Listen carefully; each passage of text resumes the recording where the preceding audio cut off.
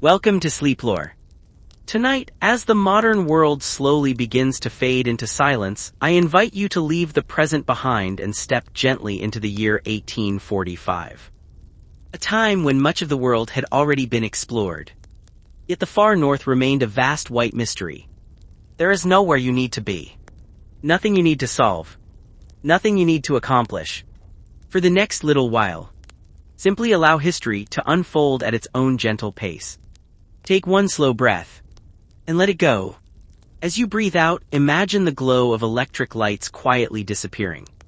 The distant sound of traffic fades into nothing. The busy thoughts of the day slowly drift away like mist across calm water. In their place, another world begins to appear. The air feels cooler here.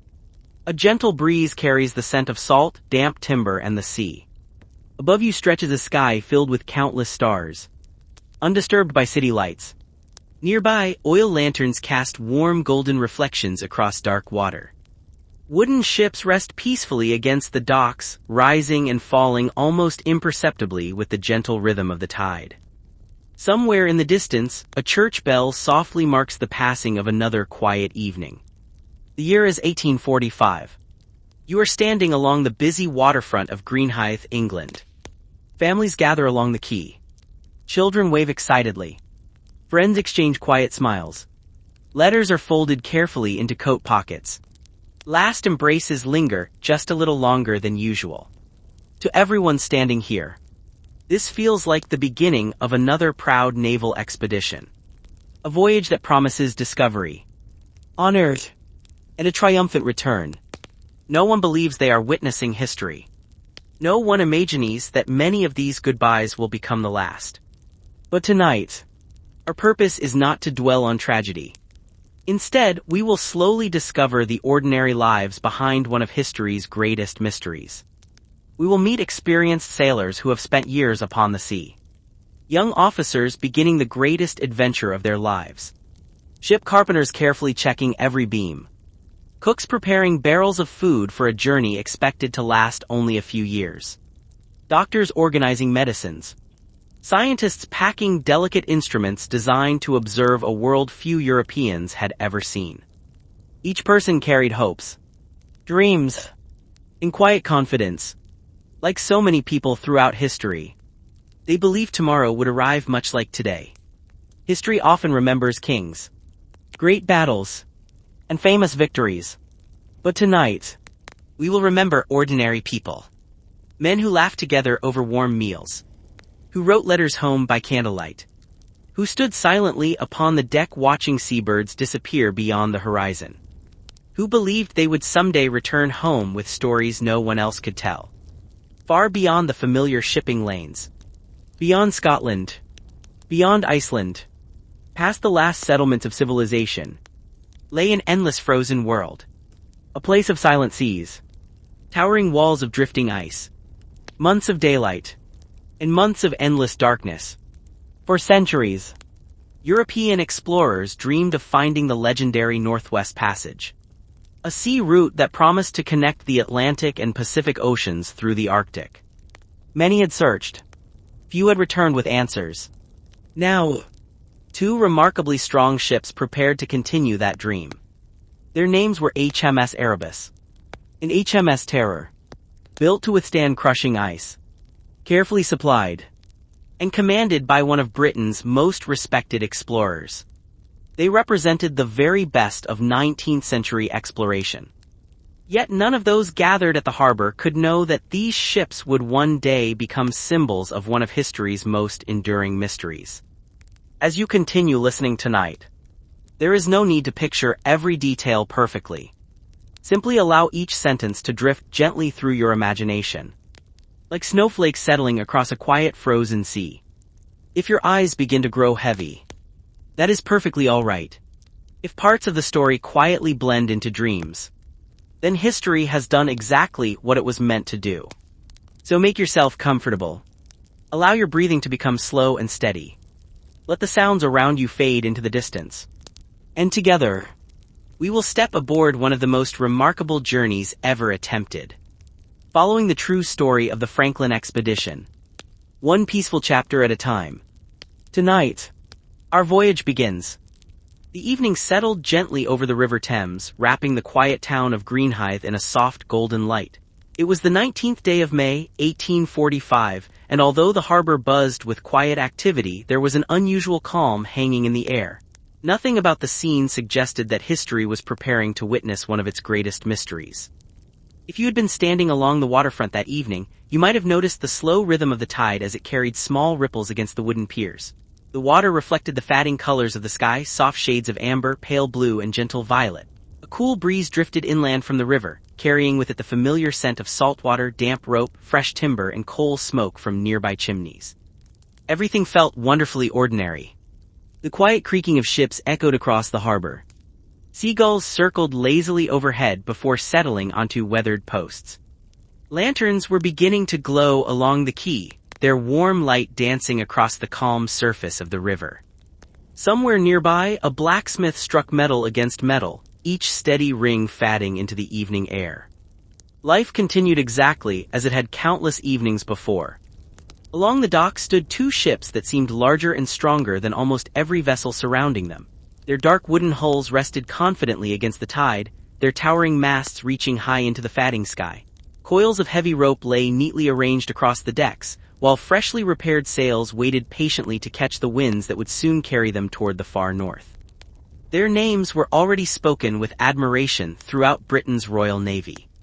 HMS Erebus, HMS Terror. At first glance, they appeared like any other expedition ships preparing for a long voyage. But beneath their polished decks lay years of careful planning, engineering, and experience. Both vessels had already survived demanding expeditions in the polar regions. Their hulls had been reinforced with thick oak and heavy iron plating, allowing them to endure pressure from drifting sea ice that would easily crush ordinary wooden ships. To those gathered along the waterfront, these ships represented confidence, preparation, progress, the growing belief that there were very few places left on Earth beyond the reach of human determination. For centuries, European explorers had dreamed of discovering the Northwest Passage, a navigable sea route connecting the Atlantic Ocean with the Pacific through the frozen waterways of the Arctic.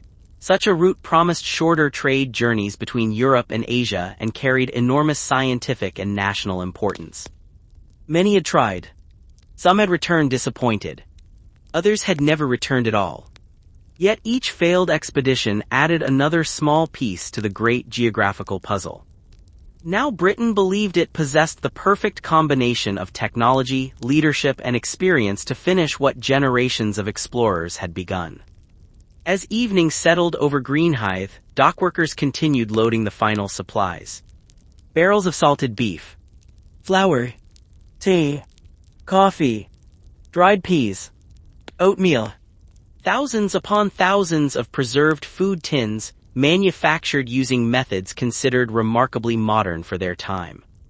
Wooden crates filled with scientific instruments were lifted carefully aboard. Brass telescopes gleamed softly beneath the lantern light. Navigation charts were rolled and secured inside waterproof cases. Medical supplies were inspected one final time before being stored below deck. Every item had been counted, measured, checked. Nothing seemed forgotten. Nearby, sailors moved steadily across the decks with the quiet confidence of men who had spent much of their lives at sea. They tightened ropes, inspected rigging, polished equipment, and secured loose cargo before tomorrow's departure. Some worked almost without speaking. Years aboard naval ships had taught them that preparation was rarely dramatic. It was careful, repetitive, and patient. One sailor paused beside the railing, looking toward the slowly darkening horizon. Perhaps he was thinking about the months ahead. Perhaps he was simply enjoying one final peaceful evening before returning to a life governed by wind, weather, and endless water. No one could know. History often remembers names, but it rarely preserves private thoughts. Along the harbor road, families continued arriving to say goodbye. A young mother adjusted her husband's coat before quietly smoothing the sleeve with trembling hands. An elderly father embraced his son without speaking for several long moments. Children waved excitedly at the enormous ships, seeing only adventure where their parents quietly sensed uncertainty. Smiles appeared often that evening. but many of them carried the gentle weight of unspoken worry. Long voyages were nothing unusual during the 19th century. Months, sometimes years, could pass before a sailor returned home. Letters arrived slowly, if they arrived at all. Families learned to live with patience. Hope became part of everyday life. Still, there was pride. Serving aboard a Royal Navy Arctic expedition was considered an extraordinary honor. These were not ordinary voyages. They represented science, discovery, national achievement. The men selected for this mission had earned their places through discipline, experience, and reputation. Many believed they were about to participate in one of the greatest expeditions of the Victorian age. And in many ways they were. They simply did not yet understand how history would remember it. The evening grew quieter as darkness slowly settled across the river. One by one, lanterns illuminated the decks of HMS Erebus and HMS Terror, casting warm reflections across the still water. The ship seemed almost alive, breathing gently with the movement of the tide, waiting for the first light of morning. Beyond the harbor, the sea stretched northward toward places few people had ever seen. Beyond Scotland. Beyond Iceland. Beyond Greenland. Into a vast Arctic world of drifting ice, silent waters, endless summer daylight, and winters so dark that the sun would disappear for months at a time.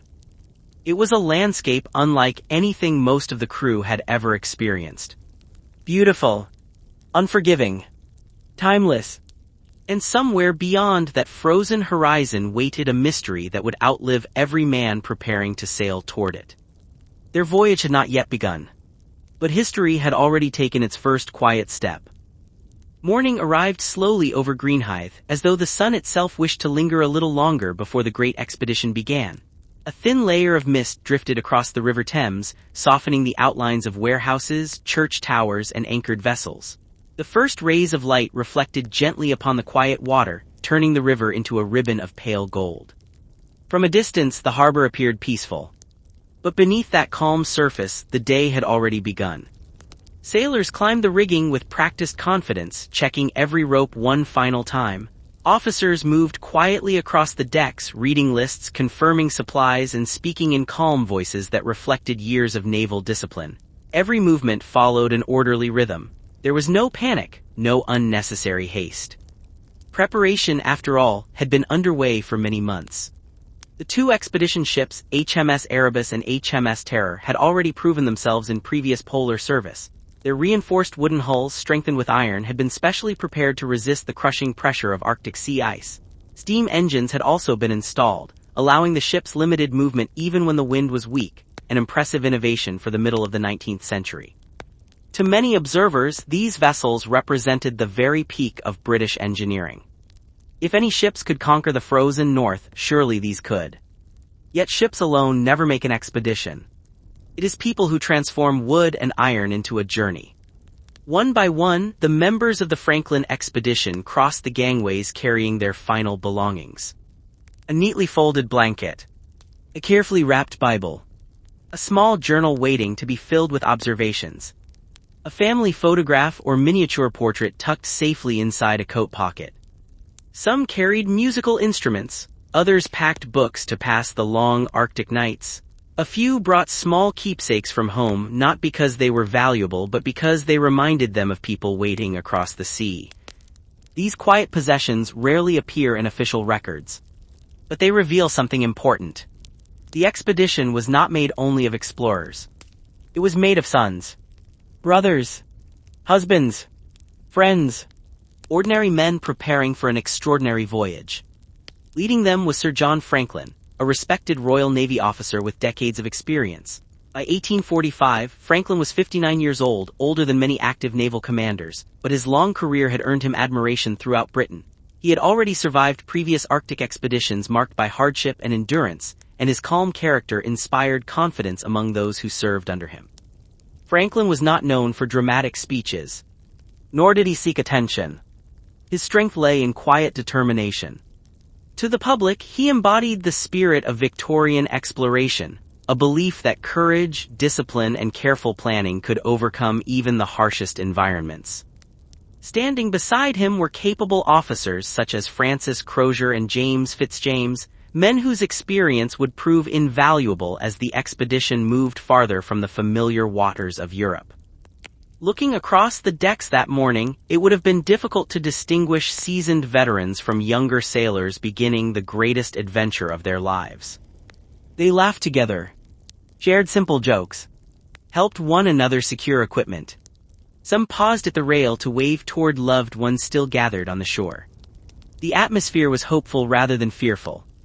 Most expected to return within 2 or 3 years. They imagined arriving home with maps of previously unknown coastlines, scientific discoveries, and the honor of completing the long-sought Northwest Passage. No one packed for a permanent farewell. Nearby, the expedition's surgeons carefully examined medical supplies. Bandages were organized. Medicines were counted. Surgical instruments were polished and stored securely inside wooden cases. In the 19th century, long voyages required doctors to prepare for every imaginable illness or injury. Once the ships entered the Arctic, outside assistance would become almost impossible. Scientists also reviewed their instruments with equal care. Compasses, barometers, thermometers, chronometers. Each device would help record weather, geography, and magnetic observations in regions that remained largely unknown to European science. The expedition was never intended to be only a search for a sea route. It was also a mission of knowledge. Every measurement collected would contribute to humanity's understanding of the Arctic. Down below deck, cooks inspected the vast stores of provisions. The Royal Navy had invested heavily in preserved food, including thousands of newly manufactured tins. At the time, canned food represented one of the most advanced methods of supplying long expeditions. Combined with salted meat, dried vegetables, flour, tea, chocolate, and other provisions, officials believed the expedition carried enough supplies for several years. Looking back today, historians know that some of those preserved foods may later have contributed to serious health problems because of poor manufacturing methods common during that era. But on this quiet morning in 1845, no one had reason to doubt them. To the crew, these supplies represented security, preparation, confidence. As the final cargo disappeared below deck, church bells echoed faintly across the town. Families gathered along the quay one last time. Some smiled bravely.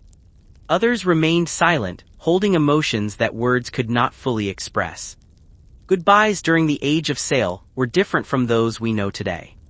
There were no telephones, no instant messages, no certainty that another letter would ever arrive. Distance carried a different meaning. A voyage into the Arctic was not simply travel. It was stepping beyond the edge of the familiar world. Soon, orders were quietly passed across both ships. Ropes were checked. Anchors prepared. The crews moved with remarkable precision, each sailor understanding his role without confusion. The River Thames flowed gently beneath them, carrying the first promise of a journey that would soon leave England far behind.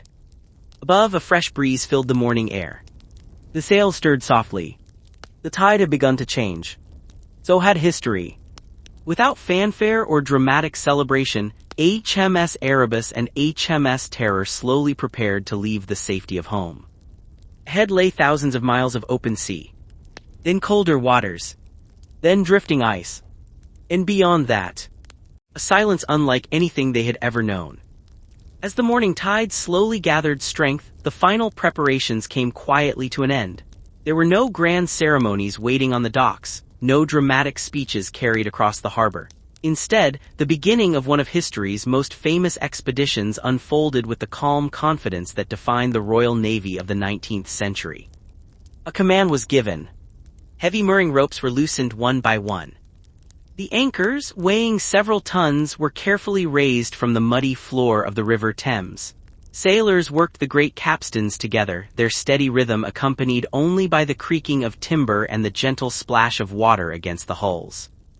Slowly, almost imperceptibly, HMS Erebus and HMS Terror began to move. The crowd gathered along the waterfront remained silent for a moment, watching the ships drift away from the quay. Then, almost together, hats were raised into the air. Some people waved handkerchiefs. Children called out cheerful farewells. A few mothers quietly wiped away tears before forcing another hopeful smile. For everyone standing there, this felt like the beginning of another successful British expedition. There was every reason to believe the ships would eventually return. Britain had become one of the world's greatest maritime powers. Its navy crossed every ocean, connected distant colonies, protected trade routes, and explored places few others had seen. Successful expeditions were becoming symbols of national pride, scientific progress, and human determination. The Franklin expedition seemed destined to join that proud tradition. As the harbor slowly disappeared behind them, many members of the crew remained on deck, taking one final look toward England. Church towers became smaller. The warehouses faded into the morning haze. The familiar shoreline slowly blended into the horizon. Some sailors watched quietly until land disappeared completely from view. Others had already turned their attention toward the work ahead. Life aboard a naval expedition left little room for long reflection. Every day followed an organized routine. Sails required constant adjustment. Equipment demanded inspection. Navigation had to be checked with precision. Meals were prepared at regular hours. Discipline created safety, especially during voyages expected to last several years. Although the journey had only just begun, each crew member already understood his responsibilities. The officers spent much of the morning reviewing navigation charts spread across sturdy wooden tables inside the captain's cabin. Carefully drawn coastlines stretched across parchment, while large empty spaces reminded everyone how much of the Arctic remained unknown. Many maps ended with uncertainty. Some coastlines simply faded into blank paper. Questions still outnumbered answers. Somewhere beyond those unfinished maps, explorers believed the legendary Northwest Passage was waiting to be discovered. The crew did not see those blank spaces as reasons for fear. They saw opportunity. The Victorian age was filled with confidence that knowledge could overcome uncertainty. Scientific discovery was celebrated across Britain, and every successful expedition expanded humanity's understanding of the natural world. To many aboard Erebus and Terror, they were participating in something larger than themselves. Not merely a voyage, but an effort to complete one of geography's greatest remaining puzzles. Meanwhile, life below deck settled into its familiar rhythm surprisingly quickly.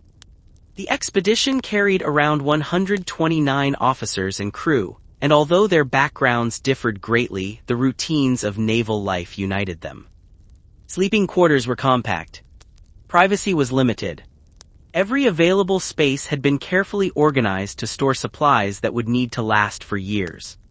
Wooden shelves held preserved food. Crates contained scientific instruments. Medical chests stood secured against the movement of the ship. Everything had its place. Even during calm weather, the ships never became completely silent. Timbers creaked softly as they adjusted to the movement of the river. Rigging tapped gently against the masts. Canvas sails fluttered overhead whenever the wind shifted. These sounds became part of everyday life. For experienced sailors, they were strangely comforting. The ship seemed almost alive, breathing with the wind, moving with the tide, speaking through wood and rope. Meals aboard the expedition were simple but nourishing by the standards of the time. Fresh food would be available only during the early weeks of the voyage. After that, preserved provisions would become increasingly important. The cooks worked efficiently inside compact galleys, where fires had to be carefully controlled aboard wooden vessels. Even ordinary tasks required patience and skill. Far above, seabirds followed the ships for several miles, gliding effortlessly through the morning sky. Their familiar calls echoed across the water before gradually fading into the distance. One by one, they turned back toward land. Soon only the open sea remained ahead. As England disappeared beyond the horizon, an unusual feeling settled over the expedition. Not fear, not excitement alone, but a quiet awareness that they had crossed an invisible boundary. Behind them lay home. Ahead stretched months of ocean, unknown coastlines, drifting ice, and landscapes unlike anything most of them had ever witnessed.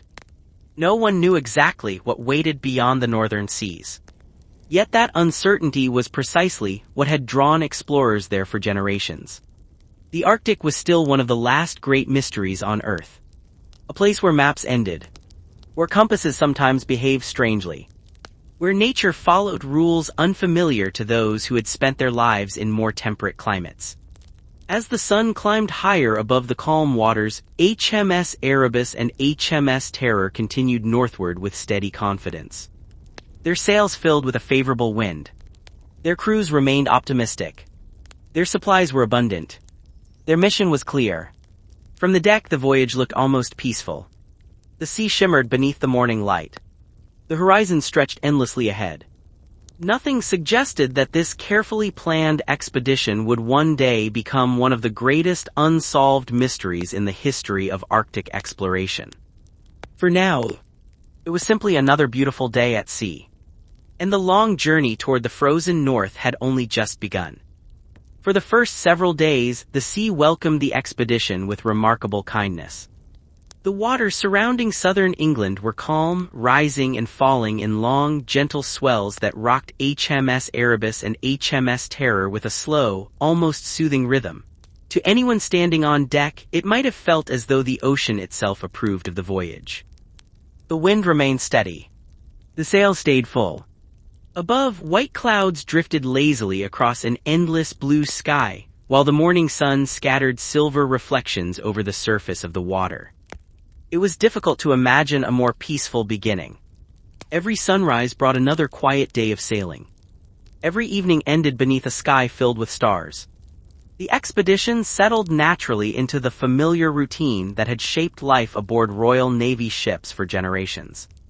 Each morning began before sunrise. A ship never truly slept. Even while most of the crew rested below deck, watch officers remained on duty through the night, carefully observing the weather, the sea, and the sails.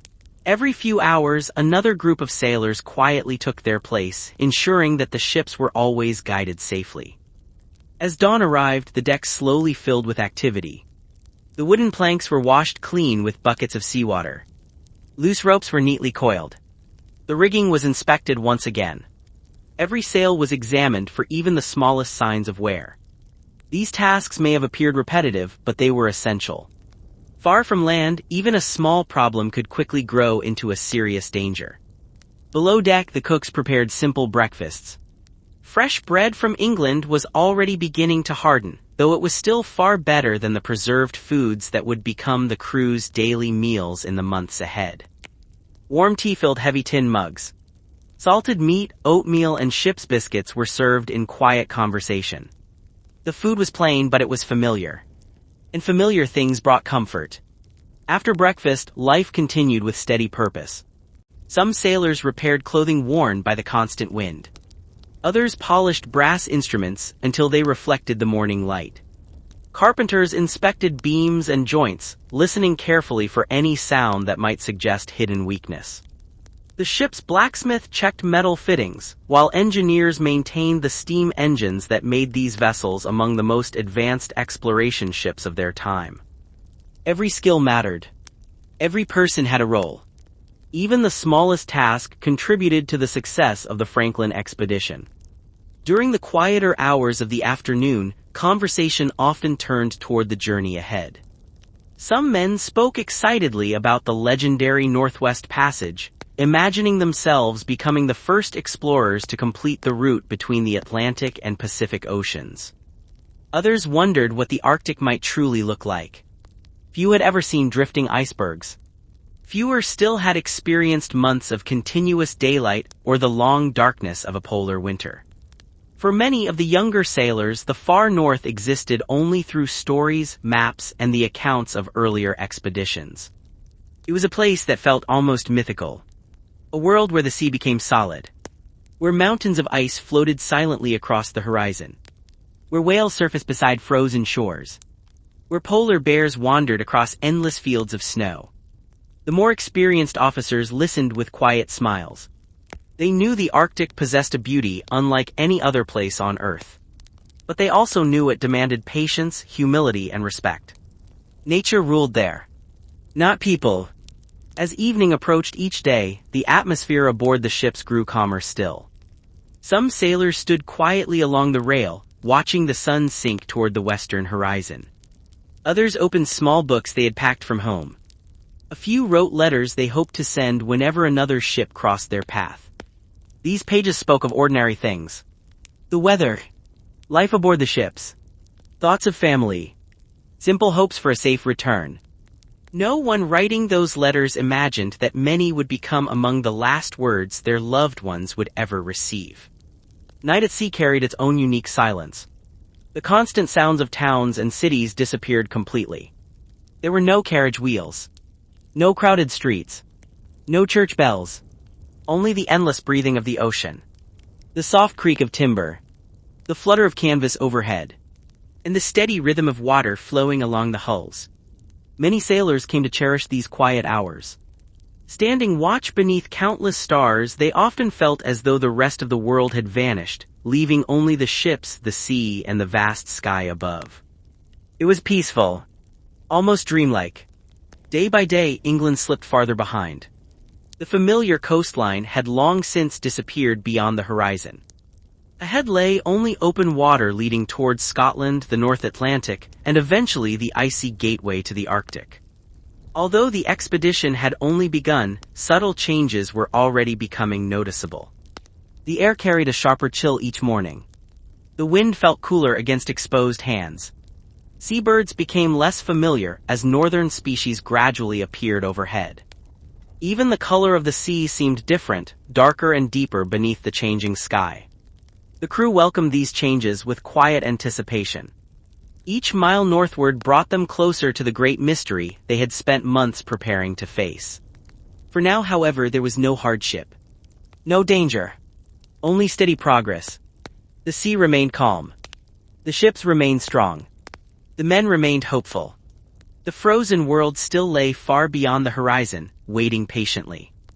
And with every gentle wave that carried HMS Erebus and HMS Terror farther from home, history moved silently alongside them, unseen, unknown, and slowly drawing nearer. With each passing day, HMS Erebus and HMS Terror sailed farther from the familiar shores of Britain, leaving behind the green countryside and busy ports that had shaped the lives of their crew. The horizon had become their constant companion, a perfect circle where the sea seemed to meet the sky, always just beyond reach. For those who had spent years in the Royal Navy, this endless view was comforting. The open ocean was as familiar to them as village roads were to people on land. They understood its moods, respected its power, and accepted that every voyage required patience above all else. The ships continued northward at a steady pace, guided by favorable winds and careful navigation. Each morning, the officers compared the ship's position with their charts, using chronometers, sextants, and the sun itself to determine exactly where they were. Accuracy mattered. A single mistake could carry an expedition many miles from its intended course. Far ahead lay the cold waters surrounding Greenland and the entrance to Baffin Bay, one of the great gateways into the Arctic. Beyond that stretched a world that remained only partially understood by European explorers. Maps existed, but many of them were incomplete. Blank spaces still covered large sections of the northern coastline. Some islands had been seen only from a distance. Others appeared differently depending on which explorer had drawn the chart. The farther north one traveled, the less certain the world became. That uncertainty fascinated the Victorian imagination. Throughout Britain, newspapers eagerly reported stories of exploration. Scientific societies discussed new discoveries with great enthusiasm, while schoolchildren followed maps showing the progress of expeditions into distant lands. The search for the Northwest Passage was more than a naval mission. It was a national ambition. Many believed that the age of discovery was approaching its final chapter, and that only a few great mysteries remained unsolved. Surely, they thought, this expedition would complete the map. Life aboard the ships remained peaceful. The crew adapted naturally to the slow rhythm of the sea. Work filled the daylight hours, but evenings often brought moments of quiet reflection. Some sailors gathered below deck to sing familiar songs from home, their voices blending softly with the steady creaking of the ship. Others listened silently, smiling as memories of England drifted gently through their thoughts.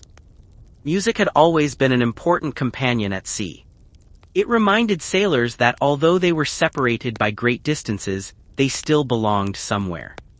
On calmer evenings, officers sometimes walked together along the quarterdeck, speaking quietly about earlier expeditions. They discussed explorers whose names had already become part of Arctic history, men who had charted dangerous coastlines, survived brutal winters, and gradually revealed the geography of the far north. Every successful expedition had built upon the work of those who came before. The Franklin expedition hoped to complete that unfinished story. Below deck, the expedition's scientists carefully maintained their instruments. Every thermometer, compass, and barometer would soon become increasingly valuable as the ships entered regions where weather could change with astonishing speed. Scientific observation was never treated as an afterthought. The 19th century was an age of curiosity. Explorers were expected not only to travel, but also to measure, record, and understand the world around them. Even the ship's naturalists watched the sea with quiet fascination. They noted changing bird species, different patterns of clouds, the appearance of whales in the distance. Sometimes dolphins raced alongside the ships, rising gracefully from the water before disappearing beneath the waves once more. These peaceful moments reminded everyone that the ocean was full of life, even when it appeared endless and empty. As the days grew longer, another subtle change became impossible to ignore. The nights no longer felt quite as dark.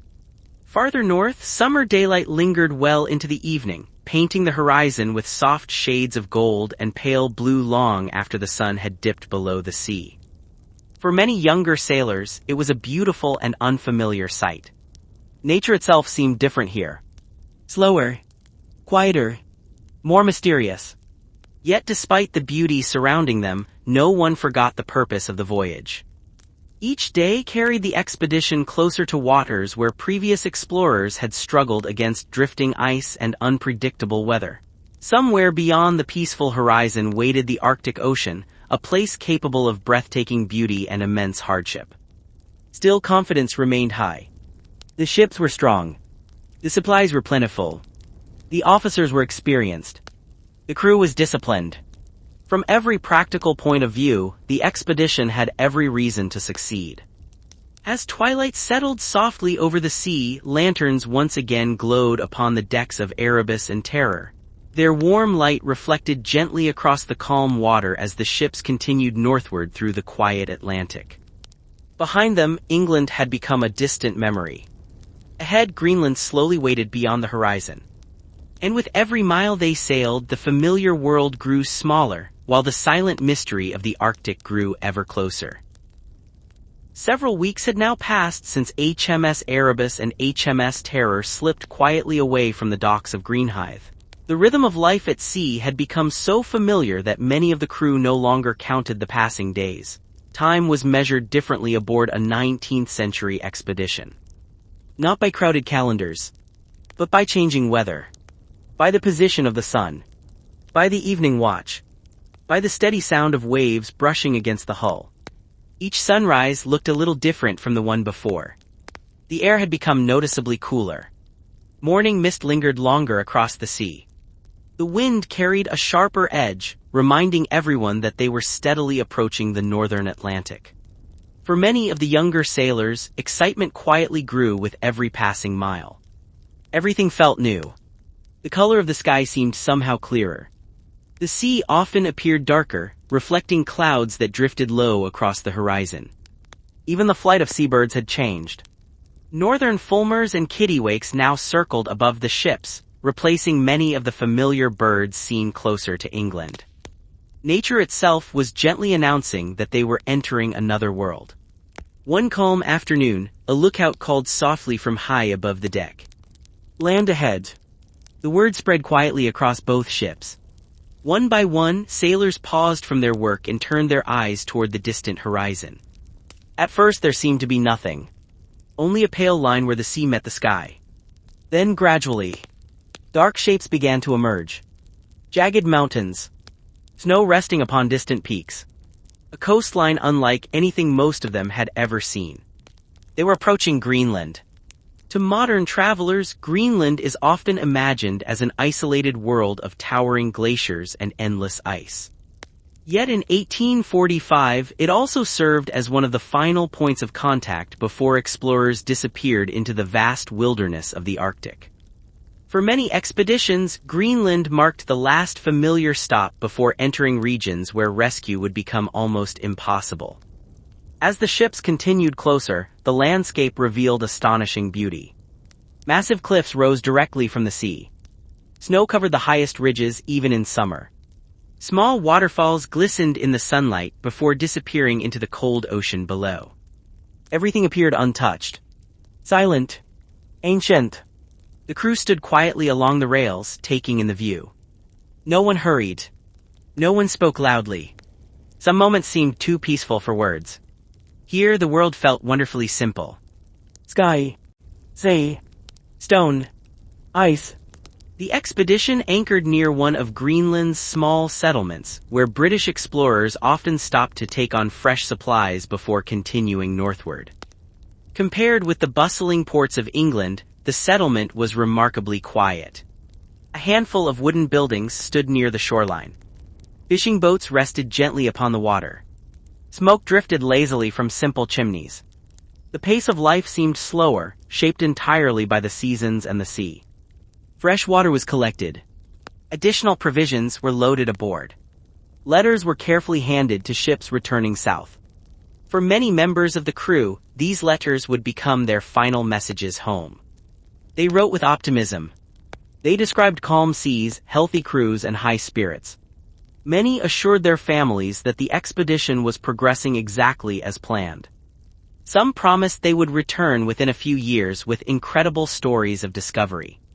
Reading those letters today carries a quiet sadness.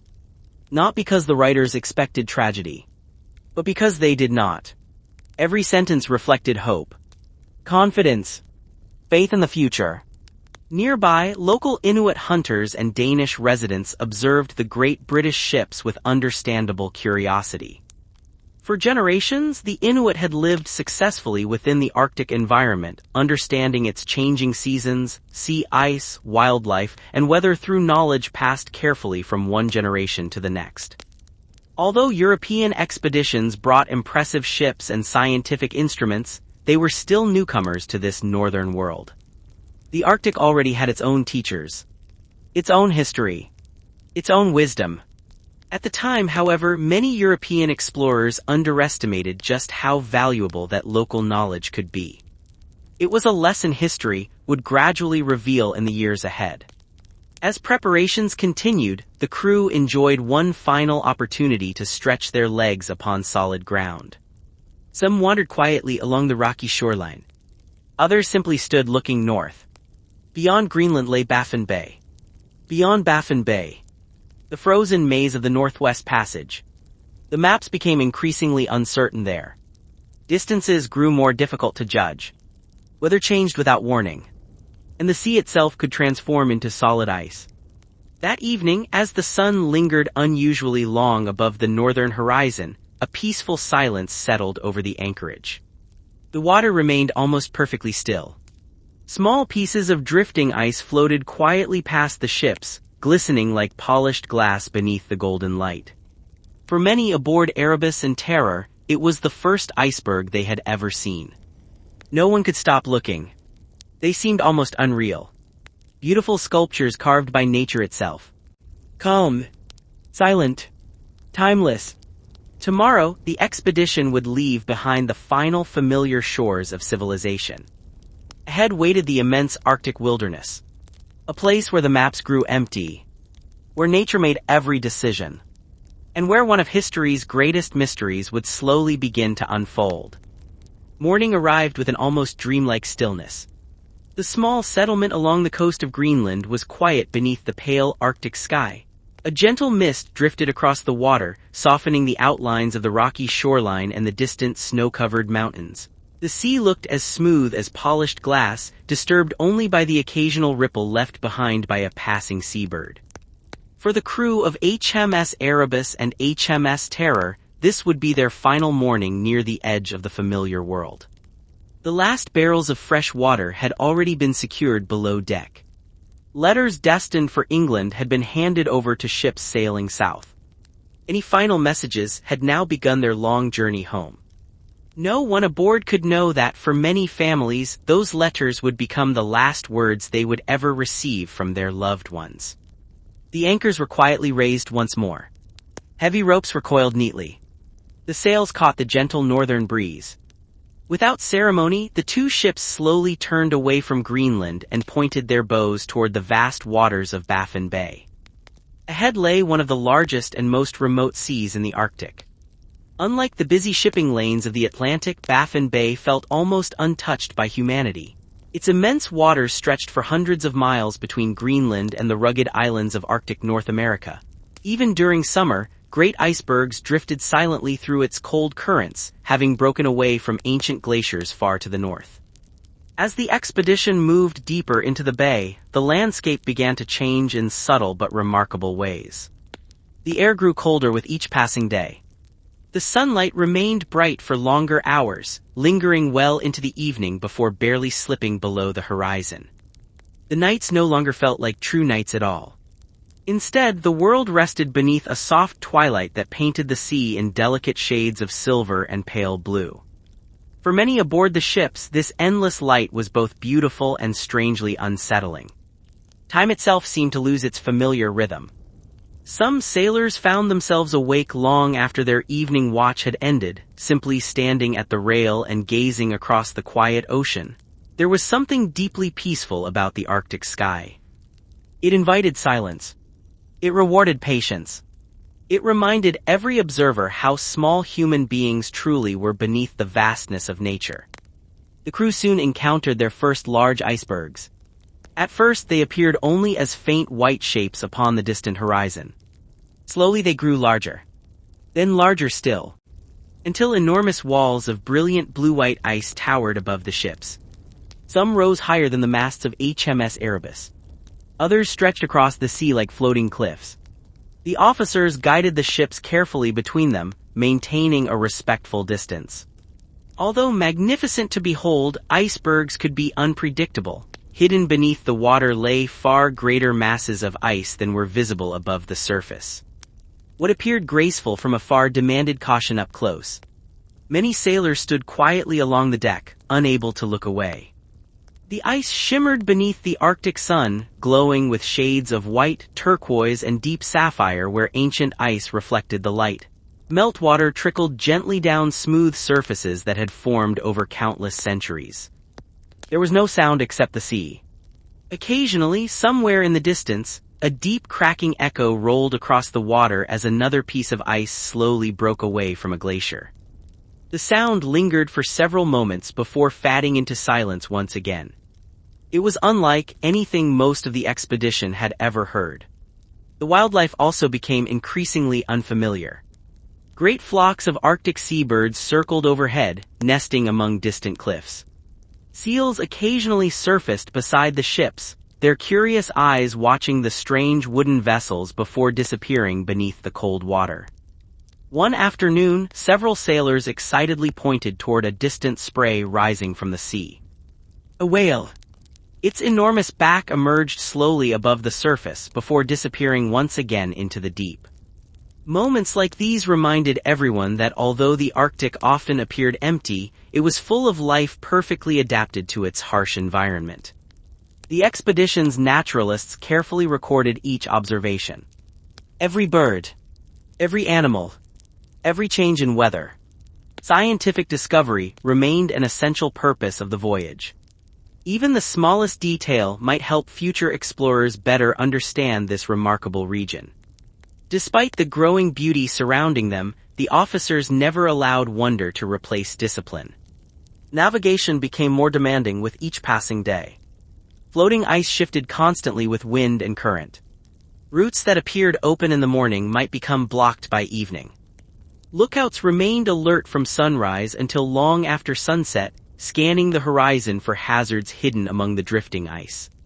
Patience became as valuable as courage. No one aboard felt discouraged. On the contrary, confidence remained remarkably high. The expedition had encountered exactly what it expected to find. Cold seas, icebergs, long northern days. Everything suggested that the carefully planned journey was progressing according to expectation. The legendary Northwest Passage still seemed within reach. Yet beyond the peaceful beauty of Baffin Bay, farther north than any of the crew could yet see, another force was slowly gathering. An endless kingdom of sea ice.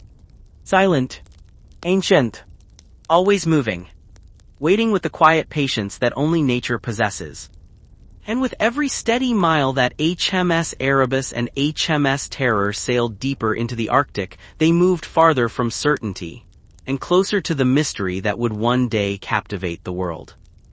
As the expedition continued north through Baffin Bay, the world around HMS Erebus and HMS Terror grew quieter than anyone aboard had imagined possible.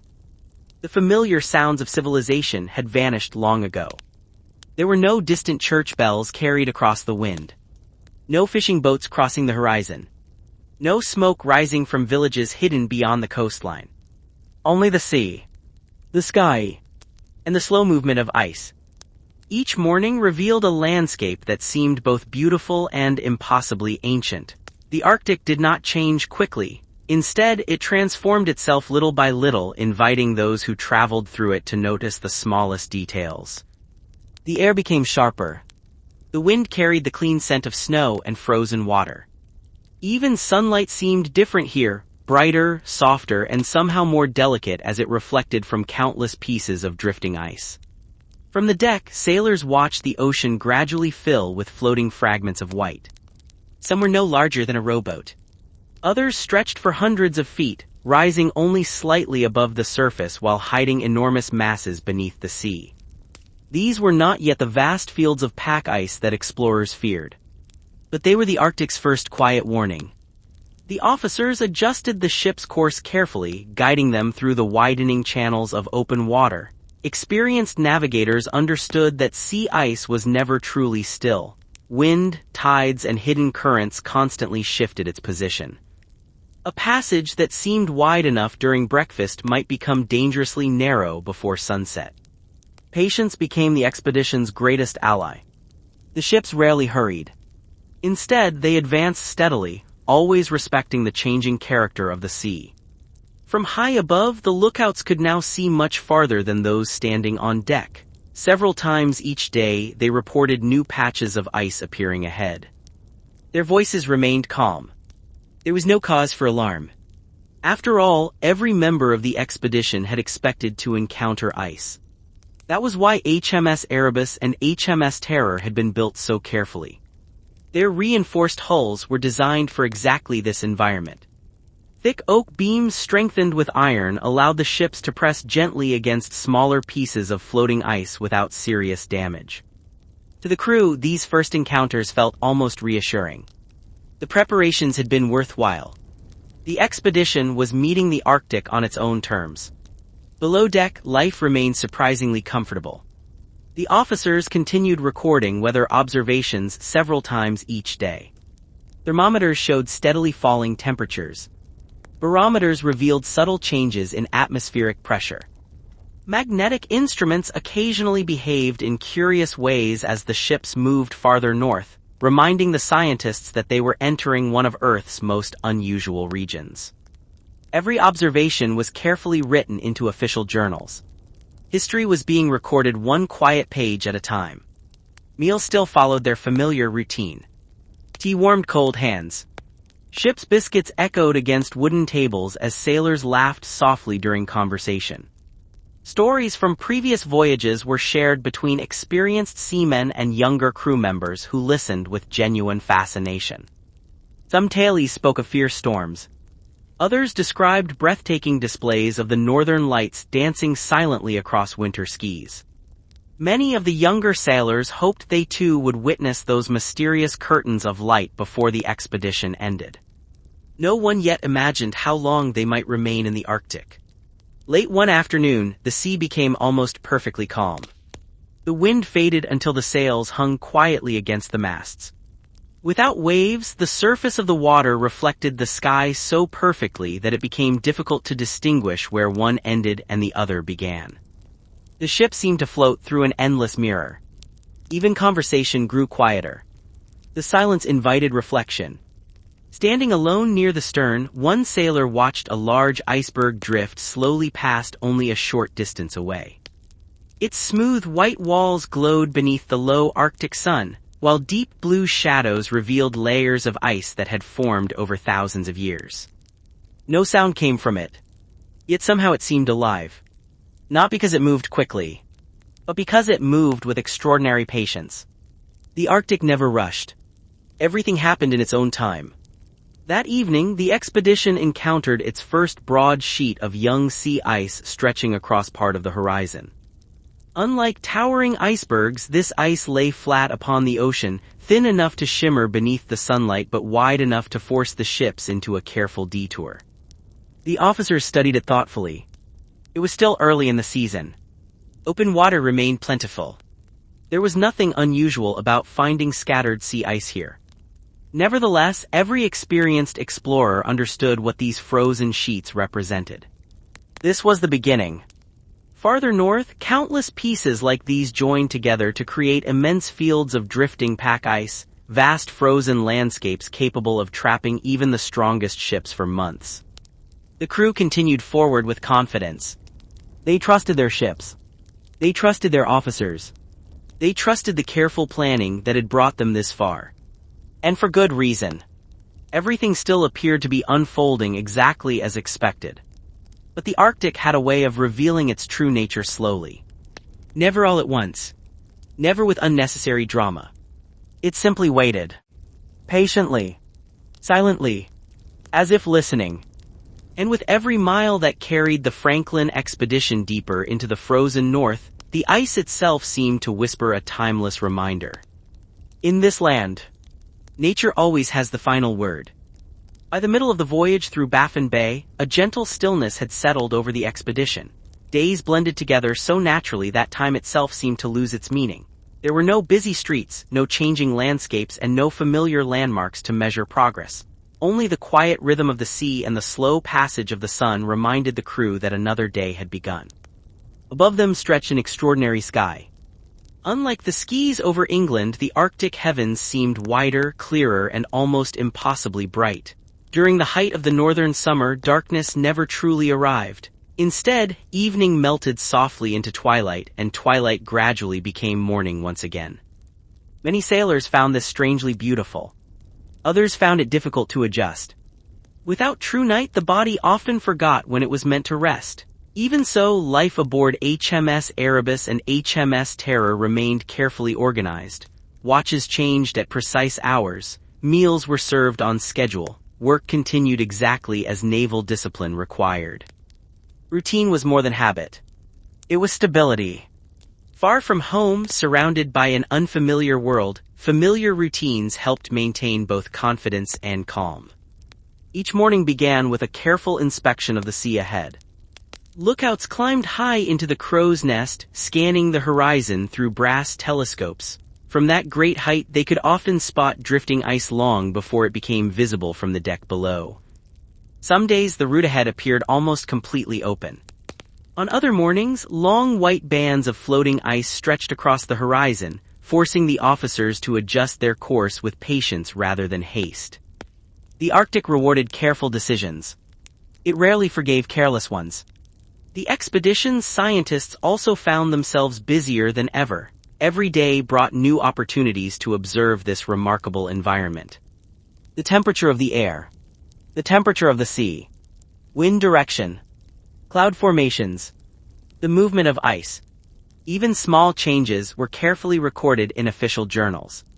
To the Royal Navy and the scientific societies waiting back in Britain, this information was nearly as valuable as the search for the Northwest Passage itself.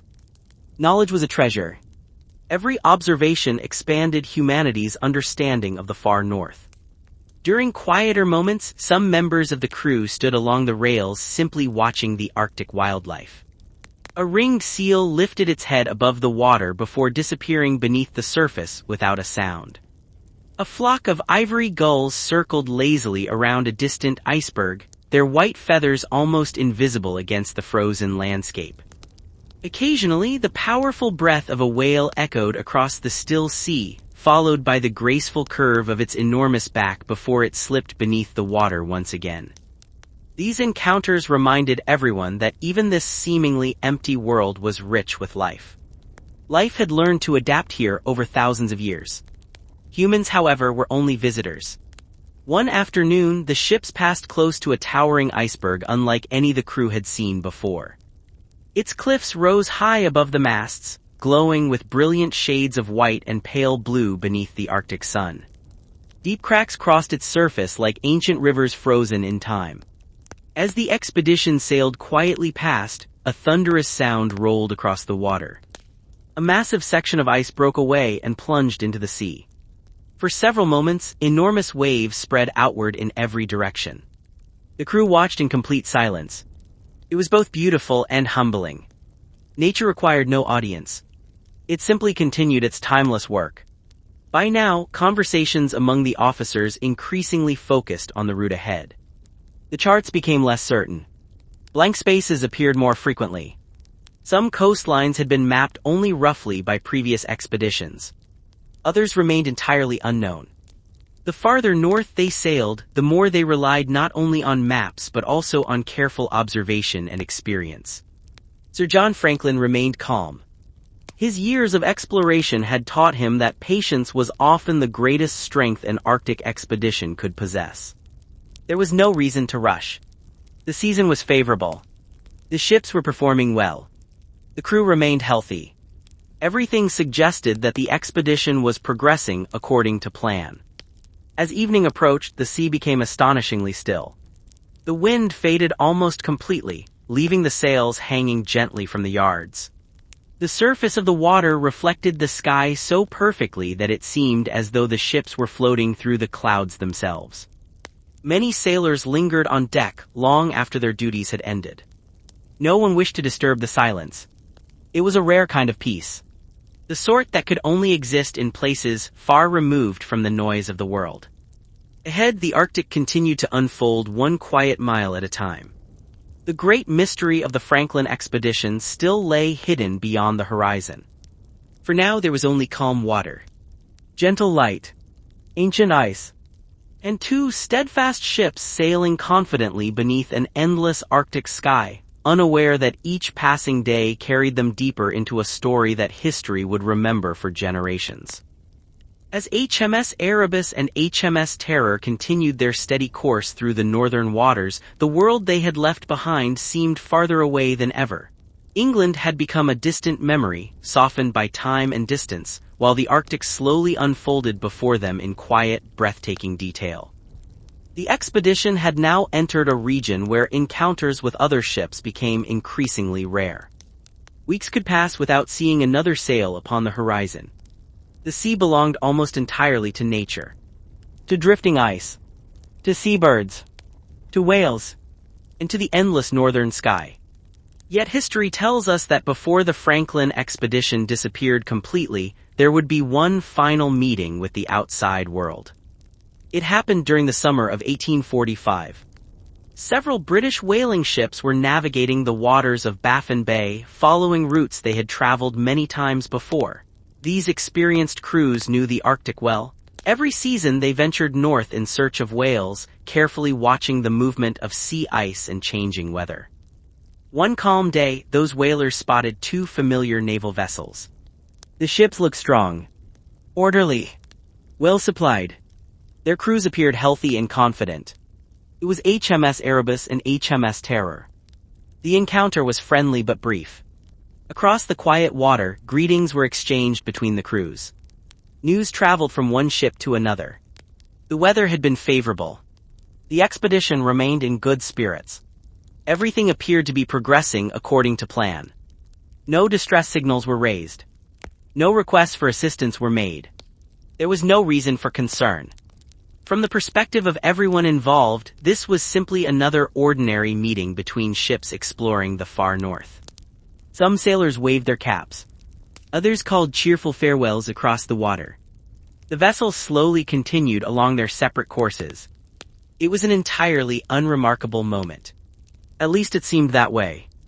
None of those standing on the decks could possibly know that history would later remember this quiet encounter with extraordinary significance. These British whaling ships would become the last Europeans ever confirmed to see the Franklin expedition alive. No photographs captured the moment. No detailed paintings recorded the scene. Only written accounts preserved the memory of two proud exploration ships disappearing gradually into the Arctic. As the distance between the vessels grew, Erebus and Terror continued sailing northward. The familiar faces aboard the whaling ships slowly vanished behind the horizon. With them disappeared the expedition's final direct connection to the outside world. Ahead lay only silence. Beyond Baffin Bay, the waterways became increasingly complex. Islands, narrow channels, and drifting fields of sea ice created a landscape unlike any ordinary ocean voyage. Navigation demanded constant attention. Charts became less reliable. Nature became the true guide. Each morning, officers carefully examined the ice before deciding the safest course forward.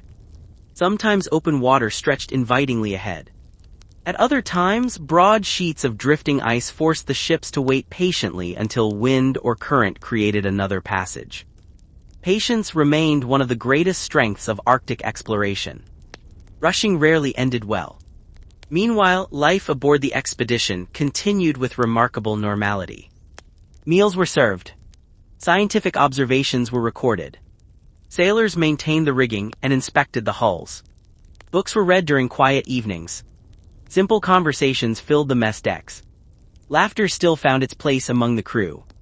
No one behaved as though they were approaching disaster. Because from everything they could observe, they were not. The Arctic still appeared generous. Cold certainly. Demanding without question. But manageable. The reinforced ships had performed exactly as intended. Supplies remained abundant. Morale stayed high. Confidence endured. Today, with the benefit of nearly 2 centuries of historical research, we know that this peaceful chapter stood at the edge of an extraordinary mystery. But standing aboard those ships in 1845, the future remained unwritten.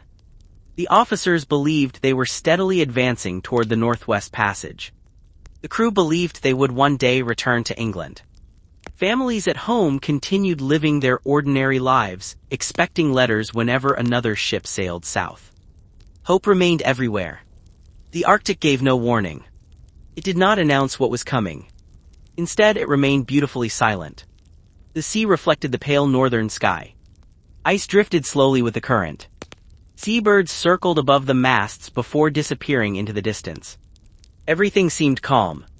Everything seemed possible. And as HMS Erebus and HMS Terror sailed beyond the sight of every other ship, they crossed an invisible boundary in history. From that moment forward, their story belonged almost entirely to the Arctic itself. For many years, the frozen North would guard its secrets with extraordinary patience. Only generations later would fragments of that story begin to emerge from the silence left behind by the Franklin expedition. After the final meeting with the British whaling ships, HMS Erebus and HMS Terror continued steadily toward one of the most important gateways of the Canadian Arctic. Ahead lay Lancaster Sound. To modern maps, it appears as a broad channel cutting westward through the northern islands of Canada, but in 1845 it represented something far greater. It was a doorway. Beyond it lay a maze of waterways that many explorers believed could finally lead to the long-sought Northwest Passage. As the expedition approached the entrance to the Sound, the landscape changed once again. The open waters of Baffin Bay slowly gave way to towering coastlines. Dark cliffs rose sharply from the sea, their upper slopes still covered with patches of snow that refused to melt even during the Arctic summer. The air felt colder, sharper. Every breath carried the crisp scent of ice and salt. The sea itself seemed quieter here. Long ocean swells faded behind them, replaced by calmer waters sheltered by the surrounding land. The silence became almost complete. Occasionally a seabird called from a distant cliff. Sometimes the faint splash of a seal disturbed the still water. Otherwise, there was only the gentle creaking of the ships and the whisper of the wind through the rigging. Many members of the crew spent long hours standing at the rail, quietly observing this unfamiliar world. Unlike the busy coastlines of Europe, these shores showed almost no sign of permanent human settlement. There were no church towers, no farms, no villages, only rock, ice, sea, and an overwhelming feeling of vastness. For the expedition's scientists, every mile offered something worth recording. The shape of the coastline, the color of the cliffs, the movement of drifting ice, the flight of Arctic birds. Everything was carefully noted in journals that would, they hoped, one day return to Britain.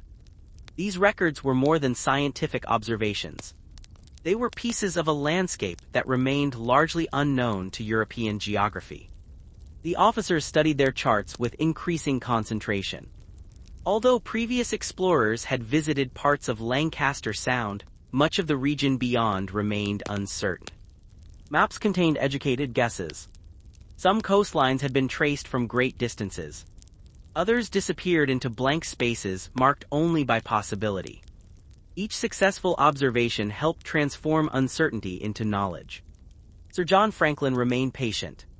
His years of experience had taught him that the Arctic rewarded calm judgment. There was no value in forcing the ships through difficult conditions. Whenever drifting ice narrowed the available route, the expedition slowed. Sometimes they waited for favorable winds. Sometimes they allowed currents to carry floating ice away before proceeding. The goal was never speed. It was safe progress. This careful approach inspired confidence among the crew. The officers appeared calm. The ships remained in excellent condition. Food supplies were still abundant. Health aboard the expedition seemed remarkably good. Every visible sign suggested that the voyage was unfolding exactly as planned. One particularly peaceful afternoon, the sea became so calm that the surrounding cliffs reflected perfectly upon its surface. The ship seemed to sail between two worlds. One above, one below. Even the slightest movement created gentle ripples that slowly spread across the mirrored water before disappearing once again. Some sailors later described the Arctic as possessing a silence unlike anywhere else on Earth. It was not an empty silence. It was a living one. A silence filled with distant ice shifting against unseen shores. With the quiet breathing of whales beneath the sea. With winds that could change without warning. Nature never truly slept here. It simply moved more slowly. As evening approached, the sunlight stretched across the western horizon, bathing the cliffs in warm shades of gold and amber. The scene was breathtaking, beautiful enough to make even the busiest sailor pause for a moment. Looking toward the west, many aboard Erebus and Terror imagined what might lie beyond the next channel. Would they finally discover the route that generations of explorers had searched for? Would they return home carrying maps that completed one of geography's greatest mysteries? The possibility felt closer than ever before. Yet hidden beyond those distant waterways lay conditions no chart could fully describe. Sea ice that shifted with invisible currents. Winters of endless darkness. Temperatures colder than anything most of the crew had ever experienced. The Arctic revealed its challenges slowly. Never all at once. For now, it remained welcoming, peaceful, almost inviting. And so, beneath the endless summer light of Lancaster Sound, the Franklin expedition continued westward with quiet determination. They believed they were entering the final chapter of a great exploration. In truth, they were only beginning the chapter that history would remember forever. The farther west HMS Erebus and HMS Terror traveled beyond Lancaster Sound, the more the Arctic revealed its true character. It was not a place of constant storms or endless danger, as many imagined from stories told back in Europe. Instead, it possessed a quieter kind of power. A power built from patience, from distance, from silence. The channels that wound through the islands of the Canadian Arctic stretched in every direction like an intricate maze. Some were wide and open, their calm waters reflecting the pale summer sky. Others narrowed between towering cliffs where floating ice drifted silently with the slow movement of unseen currents. Every decision required careful thought. The officers gathered around their charts several times each day, comparing what they saw before them with the maps they carried from England. Sometimes the coastline matched perfectly. Sometimes it did not. The Arctic had a habit of reminding explorers that nature rarely fit neatly onto paper. From the deck, the surrounding landscape appeared almost untouched by time. The rocky shores showed little sign of change from one century to the next. Snow still rested upon distant hills despite the height of summer. Glaciers shimmered beneath the sun, their blue-white faces glowing quietly against dark stone. Occasionally, a section of ice would break away with a deep, rolling sound that echoed across the still water before fading into silence. The crew often stopped what they were doing to listen. The Arctic spoke softly, but when it did, everyone heard it. Each morning began with familiar routines. Lookouts climbed to the mastheads before breakfast. Carpenters inspected the hulls for signs of damage from floating ice. Engineers maintained the steam engines that could assist the ships whenever the wind became unfavorable. The surgeons checked on the health of the crew, pleased to find that spirits remained high. For the moment, the expedition was healthy. Orderly. Hopeful. Meals continued to bring moments of comfort. Hot tea warmed cold hands. Salted meat and preserved vegetables filled wooden bowls. Fresh food had long since disappeared, but the carefully packed provisions still seemed more than sufficient. No one imagined that these same stores, trusted so completely, might later become part of one of the expedition's greatest hidden challenges. Above deck, the natural world continued to offer quiet moments of wonder. A family of seals rested upon a broad sheet of drifting ice, lifting curious eyes toward the passing ships before slipping silently beneath the surface.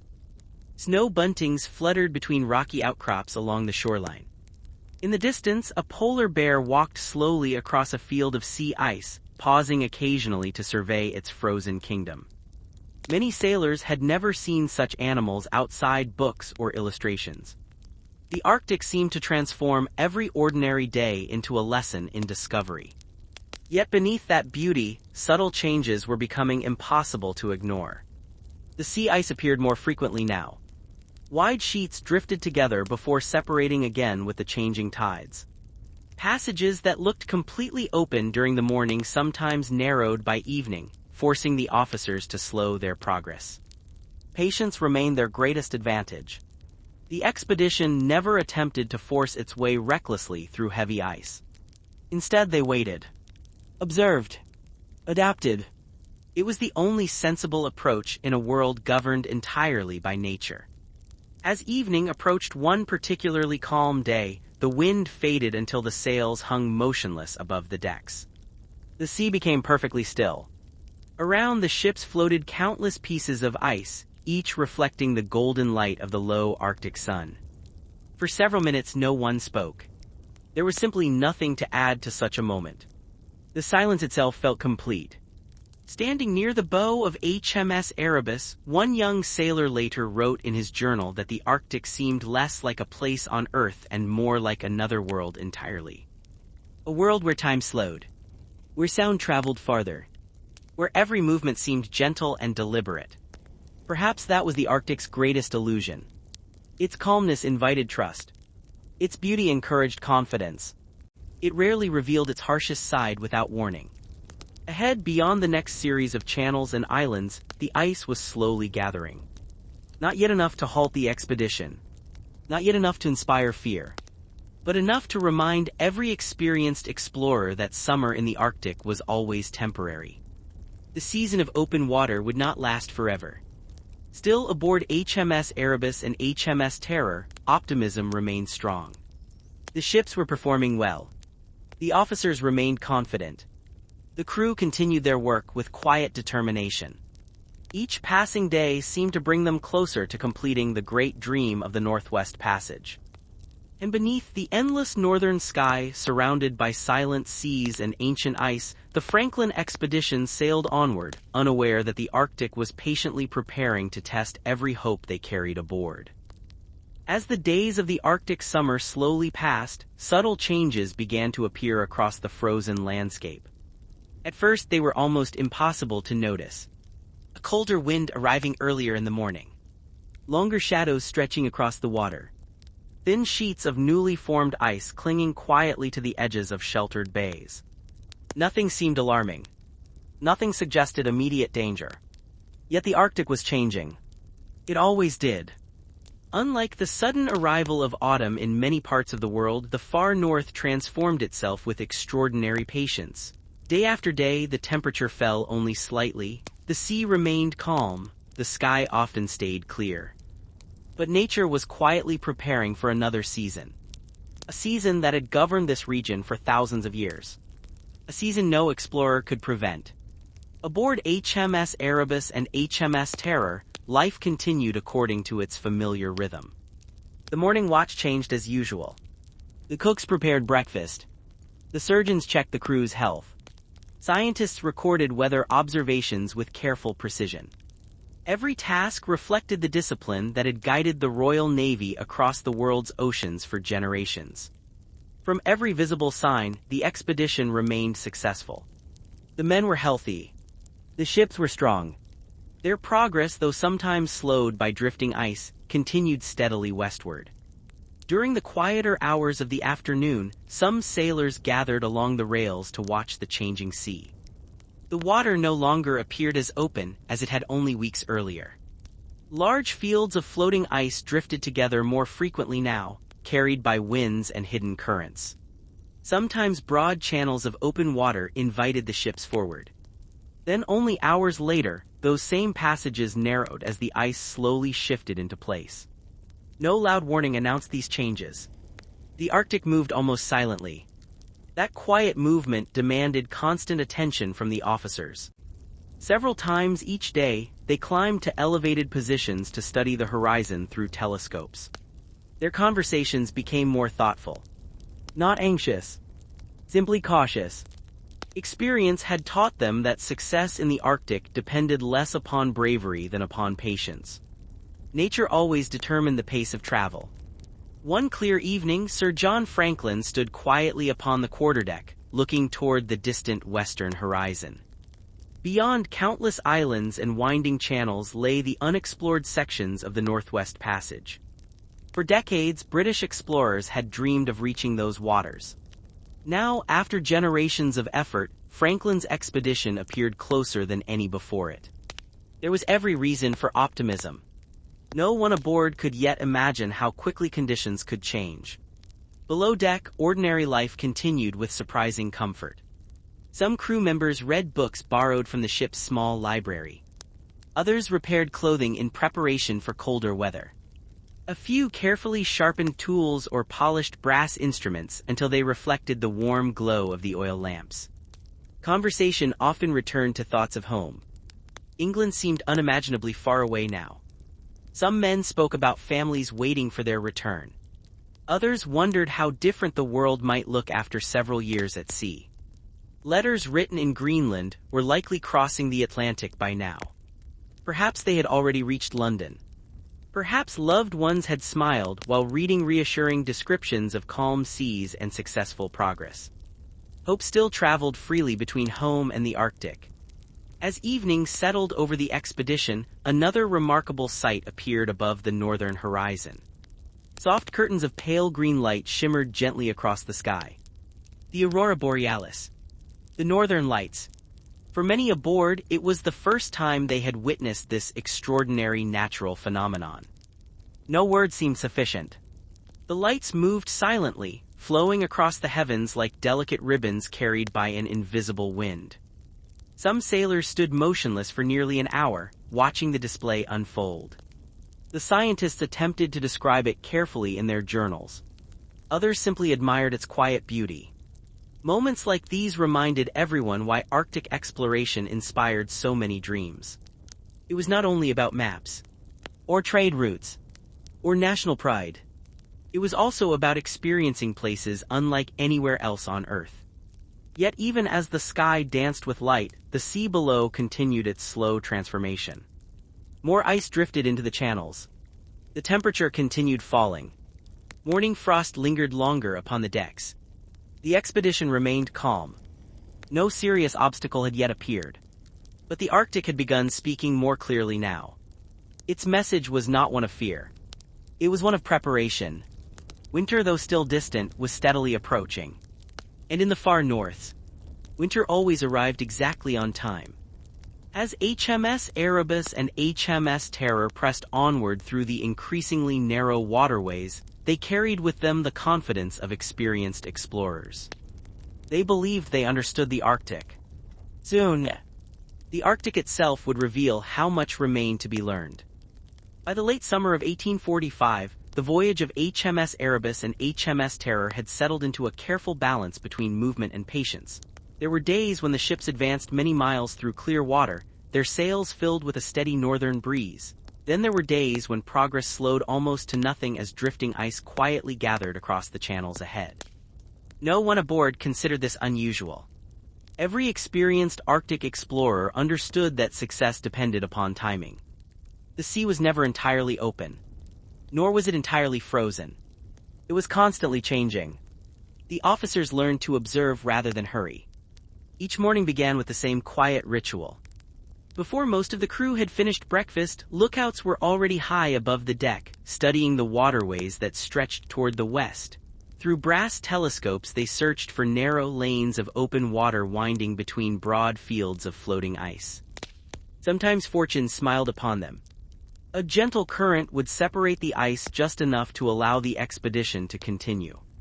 Other days the frozen masses drifted together again, forming temporary barriers that no sensible captain would attempt to force. So the ships waited. Not with frustration, but with patience.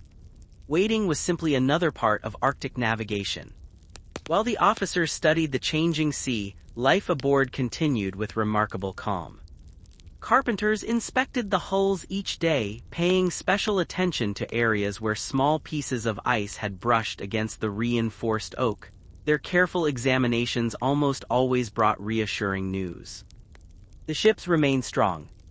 The engineers also continued maintaining the auxiliary steam engines, ensuring they would be ready whenever wind alone proved insufficient. Coal was precious, however, and every decision about using steam required thoughtful consideration. Nothing aboard the expedition was wasted. Even quiet afternoons served an important purpose. The scientists spent long hours measuring air pressure, recording temperatures, and observing magnetic variations that became increasingly noticeable as the expedition moved farther north. Every page they filled represented knowledge that could benefit future explorers. The Arctic was still teaching them, one observation at a time. The crew meanwhile found comfort in routine. Some men mended thick woolen clothing in preparation for colder days ahead. Others polished navigation instruments until they gleamed beneath the pale Arctic sun. A few gathered during their free hours to play simple card games or quietly read books brought from England. Laughter still echoed through the mess deck. It was softer now, more relaxed. Months at sea had transformed strangers into companions. The isolation of the Arctic had created a small floating community where everyone depended upon one another. Beyond the ships, the landscape remained breathtaking. Towering icebergs drifted silently through distant channels, their brilliant white surfaces glowing beneath the never-ending daylight. The surrounding mountains appeared timeless. Ancient glaciers rested against dark cliffs exactly as they had for countless generations. Occasionally, a seal surfaced beside the ships before slipping silently back beneath the icy water. On several mornings, the crew spotted narwhals swimming gracefully in the distance, their long spiral tusks catching the sunlight for only a brief moment before disappearing beneath the sea. For many aboard, these encounters felt almost magical.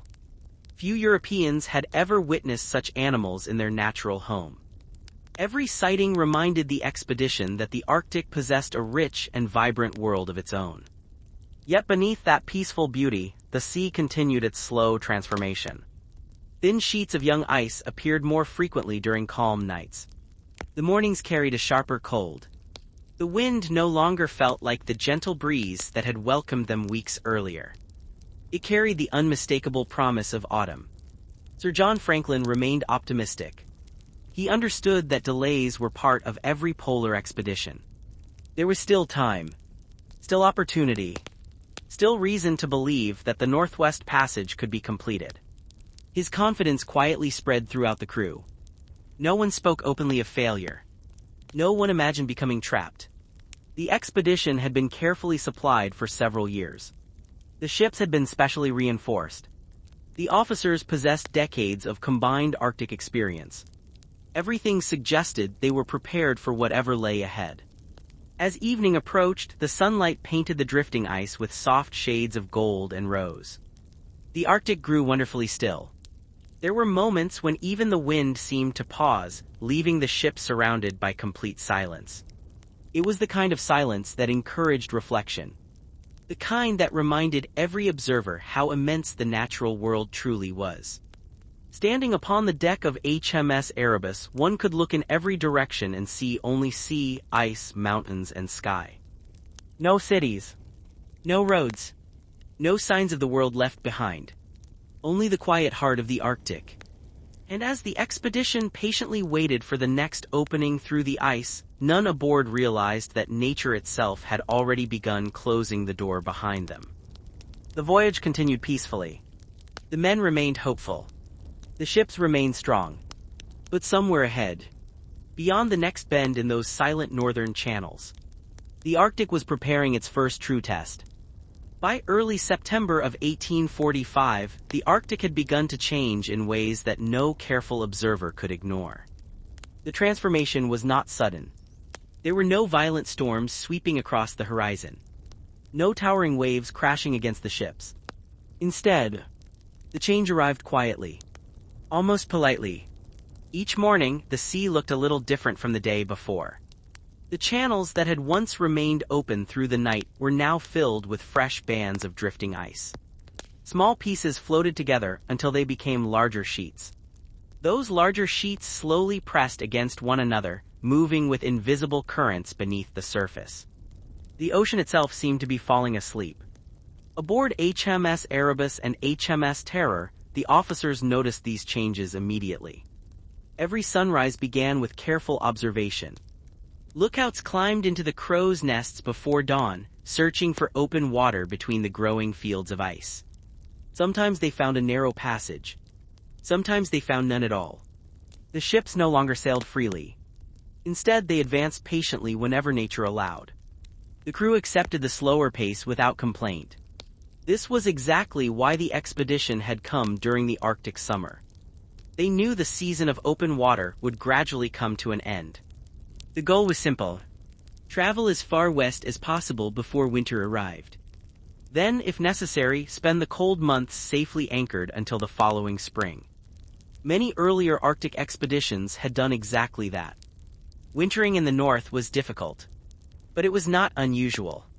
The reinforced hulls of HMS Erebus and HMS Terror had been designed with this possibility in mind. Below deck, daily life remained remarkably calm. Breakfast was served as always. The surgeons continued checking the health of the crew. The scientists carefully updated their journals, noting each change in temperature, weather, and sea ice. Even as the outside world became increasingly frozen, routine preserved a sense of stability aboard the ships.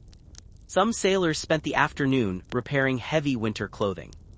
Thick wool coats were inspected. Leather boots were cleaned and dried. Fur-lined gloves were carefully stored where they would remain accessible. Experienced officers knew that preparation always came before necessity. The Arctic rewarded those who planned ahead. One afternoon, while navigating through a narrow channel, the expedition encountered its first truly dense field of pack ice.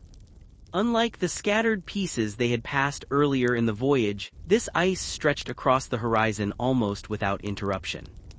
It moved slowly. Silently, the officers ordered both ships to reduce speed. Using careful navigation, they searched for natural openings between the frozen masses. For several hours, Erebus and Terror threaded their way through winding lanes of open water. Sometimes the channels widened comfortably. Then, without warning, they narrowed once more. The reinforced hulls occasionally brushed gently against floating ice, producing a low grinding sound that echoed through the ships. The noise was unfamiliar to many younger sailors. Not frightening, simply different. The Arctic had begun making its presence known. Late that evening, the wind changed direction. It was only a gentle shift, barely noticeable at first. Yet experienced officers watched it closely. Wind could move enormous quantities of sea ice over surprisingly short periods of time. What seemed like a safe passage 1 hour might disappear completely the next. Nature was constantly rearranging the landscape. No map could keep pace with it. As darkness, or what passed for darkness beneath the lingering Arctic twilight, settled across the sea, the temperature dropped more sharply than on previous nights. A thin layer of new ice formed quietly along the edges of sheltered pools between larger floes.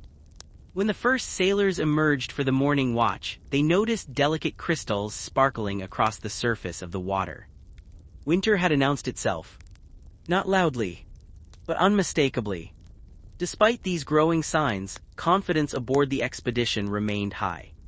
Sir John Franklin understood that the season was progressing exactly as expected.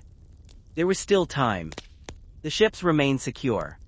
Food stores were abundant. The crew remained healthy. Every decision continued to reflect patience rather than urgency. Looking across the frozen landscape, it was difficult not to admire its extraordinary beauty. The low Arctic sun painted the fields of ice in soft shades of gold, pink, and pale blue. Snow-covered hills shimmered beneath the clear sky. The silence seemed almost sacred. Many sailors paused during their duties simply to absorb the view. Few places on Earth appeared so untouched, so timeless.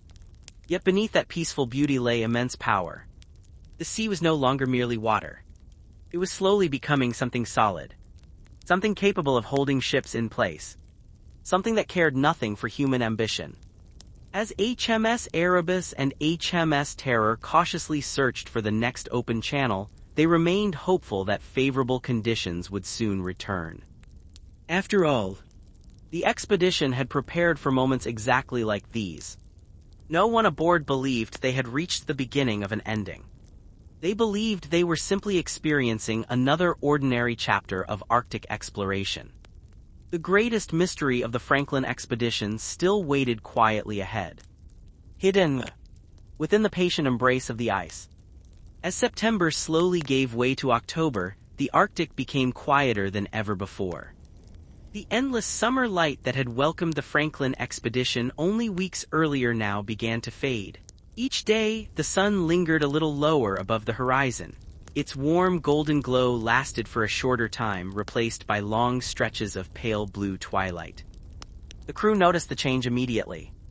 Morning arrived later. Evening came earlier. The familiar rhythm of daylight was slowly disappearing. For those aboard HMS Erebus and HMS Terror, this was an expected part of life in the far north.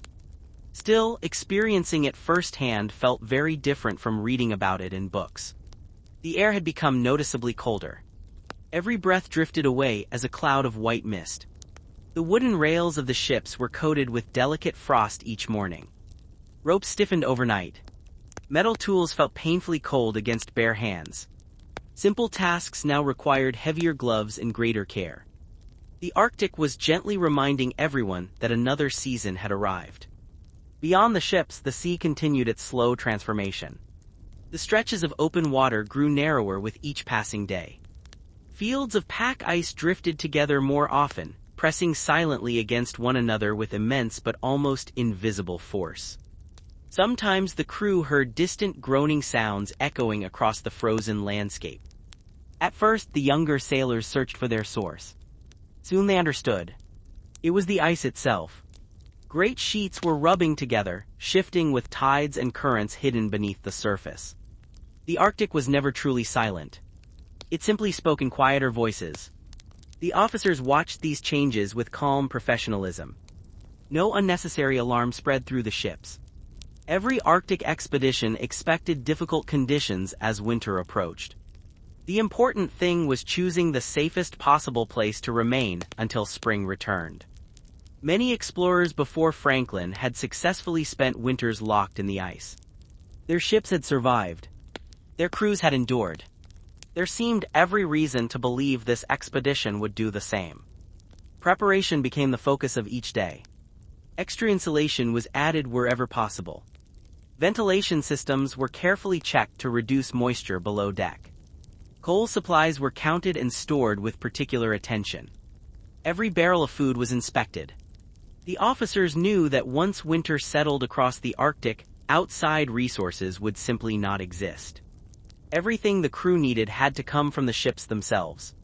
Below deck, life remained surprisingly orderly. Meals continued at regular hours. Tea remained a welcome comfort. The ship's cooks worked hard to prepare warm meals despite the increasingly cold conditions. The familiar smell of soup and salted meat drifting through the lower decks brought reassurance to tired sailors returning from duty. Small comforts carried great importance in remote places. Books continued to pass from hand to hand. Chess games stretched across quiet evenings. Some sailors wrote journal entries describing the strange beauty surrounding them. Others quietly read old letters from home, carefully unfolding pages that had already been read dozens of times. Those familiar words offered warmth that no blanket could provide. Outside, wildlife became more difficult to find. Many migratory birds had already begun their long journey south. The sea grew calmer as fewer whales appeared among the channels. Only the occasional seal resting upon drifting ice reminded the crew that life continued even as winter approached. The Arctic belonged to creatures that understood its seasons. Humans could only adapt as best they could. One particularly still evening, the wind disappeared completely. Not a single ripple disturbed the water trapped between the growing fields of ice. The ships rested almost motionless. Above them, the first bright stars appeared long before midnight. Soon afterward, pale curtains of green light shimmered gently across the northern sky once again. The aurora borealis danced silently overhead, casting an almost magical glow across the frozen landscape. For several minutes, even the busiest sailors forgot their work. They simply stood and watched. Moments like these revealed the Arctic at its most peaceful. Its most beautiful. Yet also its most deceptive. Because beneath that breathtaking sky, the sea continued freezing. Slowly, patiently, without pause, each new night strengthened the growing ice. Each new morning reduced the amount of open water surrounding the expedition. Still, hope remained unshaken. The officers believed they had time. The ships remained secure. The supplies remained plentiful. The crew remained disciplined. Everything suggested that they would safely endure the coming winter before continuing their search for the Northwest Passage the following year. No one could yet imagine how completely the Arctic would soon close around them, or how many winters would pass before the story of the Franklin expedition finally began to reveal itself to the world. By the middle of October 1845, the transformation was complete. The restless waters that had carried HMS Erebus and HMS Terror across thousands of miles of ocean were no longer truly moving. Around the ships, the Arctic Sea had begun to harden into a vast white plain. At first, the change was almost beautiful. Thin sheets of fresh ice spread quietly across the surface during the night, catching the pale morning light like polished glass. As each new day passed, those fragile layers grew thicker. Piece by piece, inch by inch, until the open water between them slowly disappeared. The ships no longer rose and fell with gentle waves. Instead, they rested almost perfectly still. It was an unfamiliar feeling. For sailors who had spent much of their lives at sea, the absence of movement felt almost unnatural. Some stood on deck simply to notice the silence. There was no steady rhythm of waves striking the hull. No rolling motion beneath their feet. Only the occasional deep groan as distant fields of sea ice shifted against one another. The Arctic had quietly taken hold. The officers gathered to discuss their situation with calm confidence. This possibility had always been expected. Many successful polar expeditions had spent the winter frozen safely in the ice before continuing their journey the following spring. The ships had been strengthened for exactly this purpose. Their thick oak hulls, reinforced with iron, were built to resist the slow pressure of the surrounding ice. The plan remained simple. Wait. Preserve supplies. Maintain health. Resume the voyage when warmer weather returned. No one spoke of failure. There was no reason to.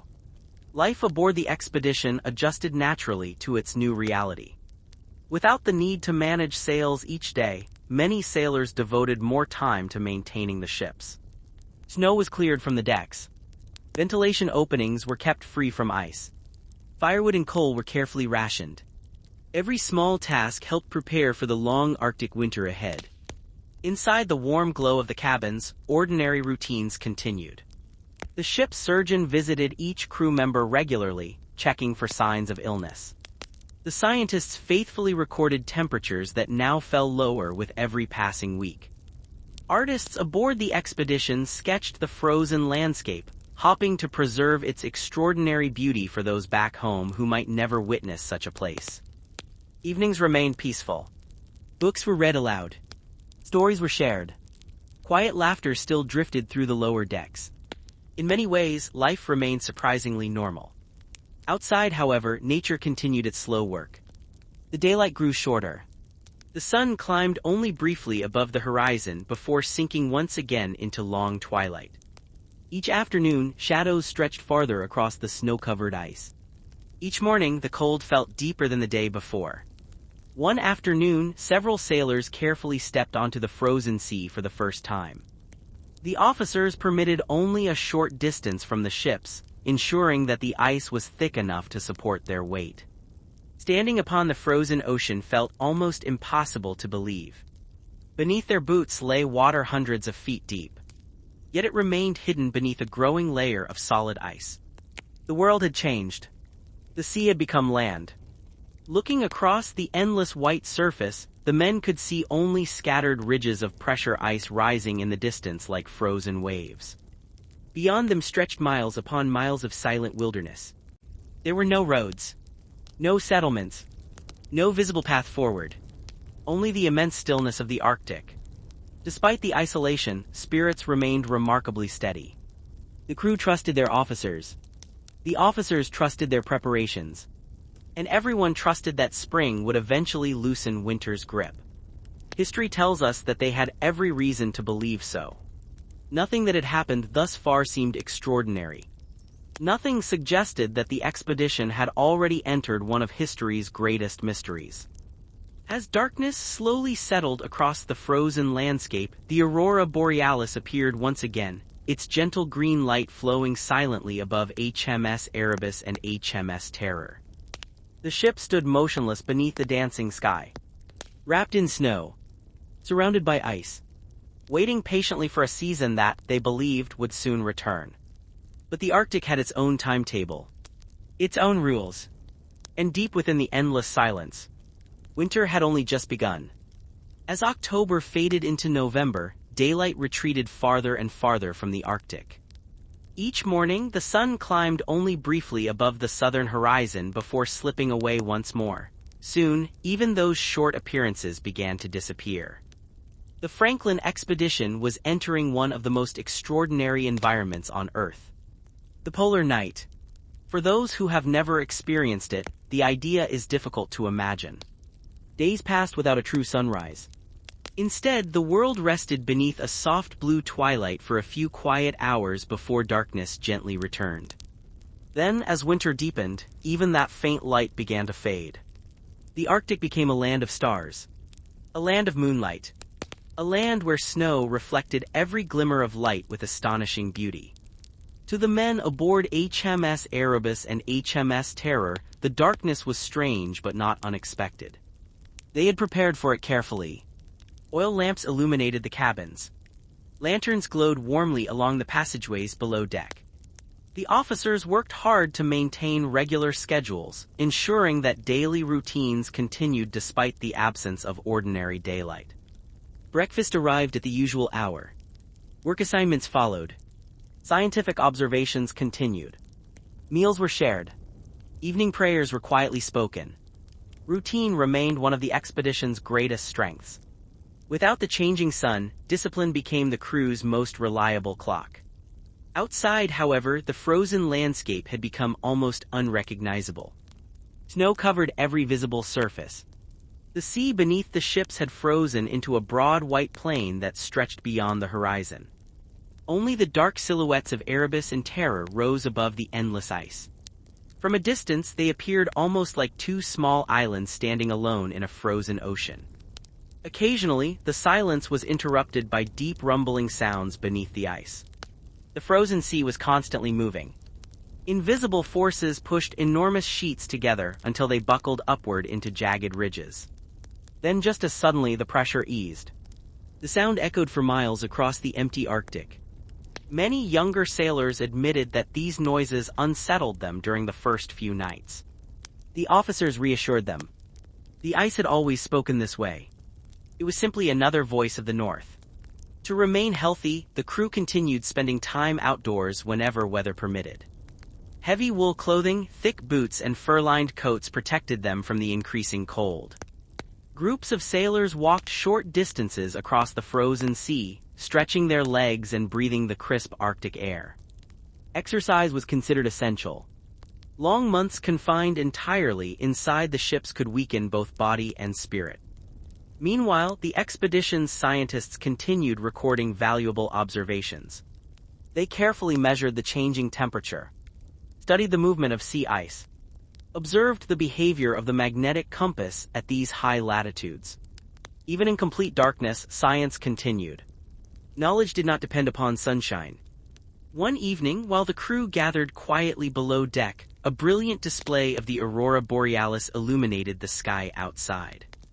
Word spread quickly through both ships. Men stepped carefully onto the deck, wrapping themselves tightly against the cold. Above them, ribbons of green, violet, and pale white light flowed silently from one horizon to the other. The display lasted nearly an hour. No sound accompanied it.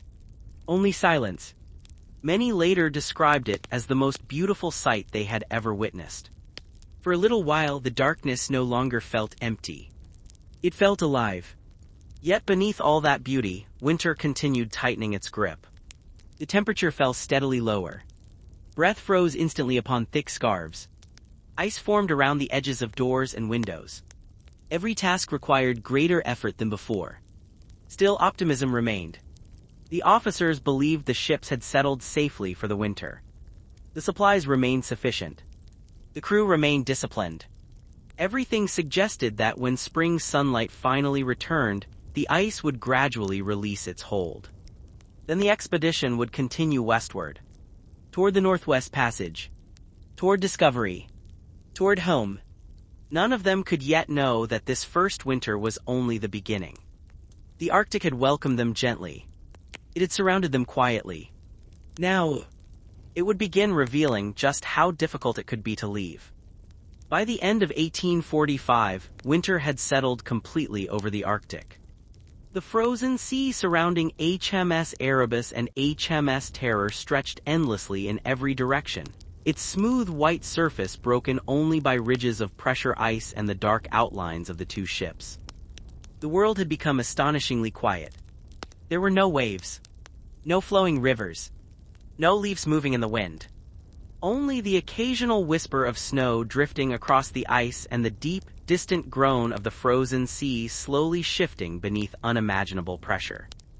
Inside the ships, however, life continued with remarkable determination. The officers understood that morale was just as important as food or fuel. A crew that remained active and hopeful stood a far better chance of enduring the long Arctic winter. Each day followed a carefully planned routine. The sailors rose at the same hour. Warm meals were prepared. The decks were cleared of fresh snow. The ventilation systems were checked constantly to keep the air below deck as dry and healthy as possible. The ship's surgeon carried out regular medical inspections, watching carefully for any signs of illness. At this stage, the crew remained in relatively good health. The carefully stored provisions still seemed more than adequate. Tea was served regularly. Salted meat, preserved vegetables, biscuits, and canned food continued to provide dependable meals. No one imagined that some of these very supplies might later become one of the expedition's greatest hidden dangers. During their free hours, the sailors worked hard to keep both their minds and spirits occupied. Some read books from the ship's library. Others copied passages into journals or wrote letters they hoped one day to send home. Musicians played quiet tunes using violins and flutes that had been packed before leaving England. The familiar melodies brought comfort during the endless darkness. Games of chess and cards filled many evenings. Conversations drifted toward memories of home. Families. Gardens. The sound of rain upon rooftops. Simple things that suddenly felt unimaginably distant. Outside, the Arctic remained both beautiful and unforgiving. The temperature continued falling. On clear nights, the stars appeared so brilliantly that they seemed almost close enough to touch. The aurora borealis visited often now, flowing silently across the heavens in waves of green and violet.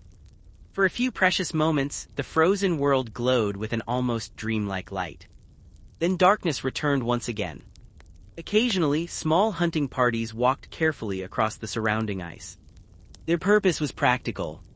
Fresh meat from seals or Arctic birds could provide valuable variety in the crew's diet. The officers understood that maintaining health required more than simply preserving stored food. Nature itself sometimes offered welcome assistance. Although hunting rarely produced large quantities, every successful outing lifted spirits aboard the ships. The men welcomed any reminder that life still surrounded them, even in this frozen wilderness. Meanwhile, the expedition's scientists refused to let winter interrupt their work. Weather observations continued every single day. Temperatures were carefully measured. Magnetic readings were recorded. The thickness of the surrounding sea ice was noted with remarkable precision.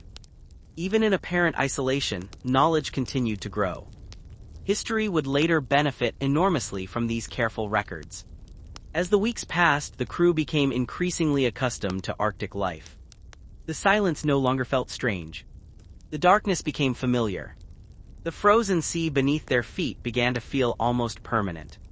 Yet every man aboard believed it was temporary. Spring would come. The sun would return. The ice would melt.